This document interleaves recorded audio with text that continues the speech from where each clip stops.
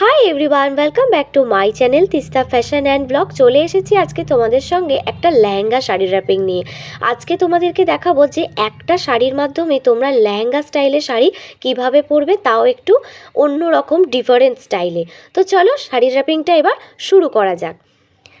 আজকে শাড়ি ড্র্যাপিংয়ের জন্য আমি এখানে একটা সিল্ক শাড়ি নিয়েছি, আর শাড়িটা কিছুটা বেনারসির মতো কিন্তু দেখতে।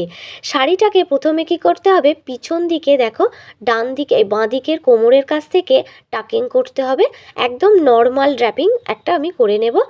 বাঁ দিকের কোমরের কাছ থেকে ডান দিকের কোমর, মানে পুরো পিছন দিকের কোমরটা আমি নর্মাল শাড়ি দিয়ে ড্র্যাপিং করছি, যাতে করে আমার পেডিকোটটা ওখানে ঢাকা পড়ে যাচ্ছে এইভাবে। এরপর দেখো ডান দিকের কোমর পর্যন্ত আমি এইভাবে ড্র্যাপিং করলাম। এরপর যে আমি লেহেঙ্গার স্টাইলটা করব, লেহেঙ্গার যে ঘেরটা সেটা আমি সামনে দিকে রাখবো। সামনে দিকে দেখো আমি শাড়িটা একদম বড় বড় করে প্লিটস বানাবো, একটা একটা করে প্লিটস বানাবো, বড় বড় প্লিটস বানাবো আর টাকিং করব। একটা করে এইভাবে প্লিটস আমি বানাচ্ছি আর টাকিং করছি। ডান দিকে যেখান পর্যন্ত কাপড়টা আমি ড্র্যাপ করেছিলাম নর্মাল, তার পাশ থেকে আমি প্লিটস বানাচ্ছি। প্লিটসগুলো এইভাবে আমি একটু ডিস্টেন্স রেখে ড্র্যাপিং করব, তবেই কিন্তু প্লিটসগুলো ভালোভাবে বোঝা যাবে আর সুন্দর লেহেঙ্গার যে ঘেরটা সেটা তবে সুন্দর দেখতে লাগবে। দেখো বড় বড় প্লিটস নিচ্ছি, একটা করে প্লিটস বানাচ্ছি আর টাকিং করছি। তোমরা চাইলে এভাবে বড় বড় দুটো করে প্লিটস একসাথে সেফটি পিন দিয়ে সিকিওর করে নিয়েও টাকিং করতে পারো, তবে এইভাবে টাকিং করে নিলে একটু তাড়াতাড়ি হবে।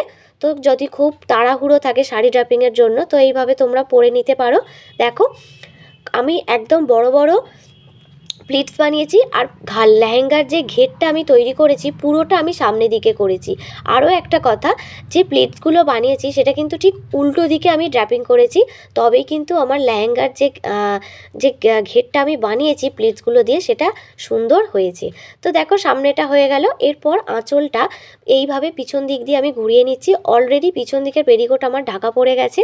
এরপর আঁচলটা সামনে দিকে নিয়ে আঁচলের একদম উপরের দিকে একটা কোণকে ধরে নিয়ে ছোট ছোট করে আমি এখানে প্লিটসগুলো ধরে নিয়েছি। ধরে নিয়ে এইভাবে কাঁধের ওপর ফেলে নিয়ে আমি সামনের দিকটা মাপ নিয়ে নিচ্ছি যে কতটা আঁচল আমি রাখবো।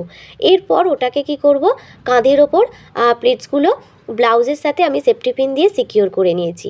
এরপর আঁচলের সামনের দিকে সবথেকে উপরের দিকে যে প্লিটসটা ছিল সেই প্লিটসটাকে আমি ব্লাউজের সাথে এইভাবে উপর দিকে টেনে একটা সেফটি পিন দিয়ে সিকিওর করে নিচ্ছি।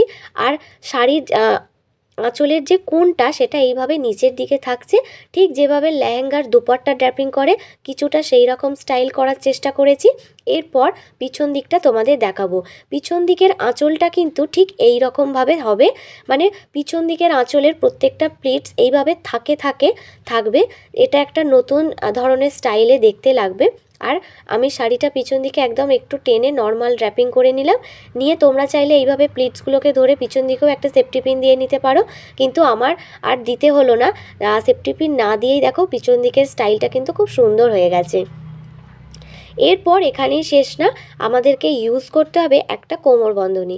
অবশ্যই এই ধরনের শাড়ি ড্র্যাপিংয়ে একটা কোমরবন্ধনী ইউজ করতে হবে। এতে করে কি হয়, আমাদের ব্লাউজের যে সামনের দিকে আমাদের যে আঁচলের যে প্লিটসগুলো সেইগুলো কিন্তু ঘেঁটে বা সরে যায় না। কোমরবন্ধনীটা দিয়ে দিলে কিন্তু একদম ঠিকঠাক জায়গায় থাকে, প্লিটসগুলো ঘেঁটে যায় না। তো দেখো কত কম সময়ে, কত অল্প সময়ে একটা শাড়ি দিয়ে একটা লেহেঙ্গা স্টাইলের শাড়ি ড্র্যাপিং হয়ে গেল।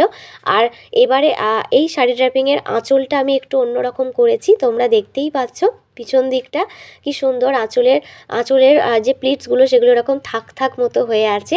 তো তোমরাও চেষ্টা করতে পারো এই ধরনের শাড়ি ড্র্যাপিং, একটু আগে থেকে প্র্যাকটিস করে নিলেই কিন্তু তোমরা পারবে।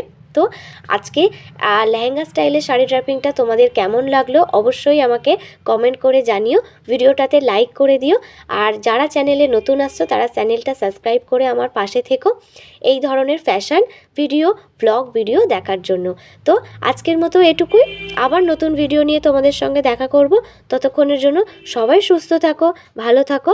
আজকের মতো টাটা।